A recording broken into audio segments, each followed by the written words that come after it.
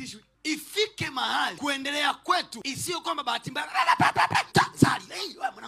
we need to start in our life to channel, to plan our ways to the top, our ways to success. Purposely anza kufocus kuliombea la kule. Sometimes in life, whatever is happening to you is not the devil, just decision. We have very wrong ideologies about life. Wakati mwingine mashetani unayopambana nayo, matatizo unayopambana nayo, changamoto nazo, not because you are a bad person or because kuna shetani kwenye maisha yako. Sometimes it's the vision because of what you carry. Not every time good things is a sign of future. Sometimes bad things that happens to you is a sign that you have the best future. Unaamua wewe tu na interpret vipi maisha yako. Ukifanikiwa kupata kitakachohudumia taifa, yes, Mungu akulindi tena sababu anakulinda ili ulindwe. No, Mungu anakulinda sababu anajua huyu ana kitu cha kulisaidia taifa. Hata usipoomba, Mungu anacheki ndani ya moyo wako, anasema huyu ana kitu cha kulisaidia taifa, ana kitu cha kuisaidia nchi. For that matter, huyu afi.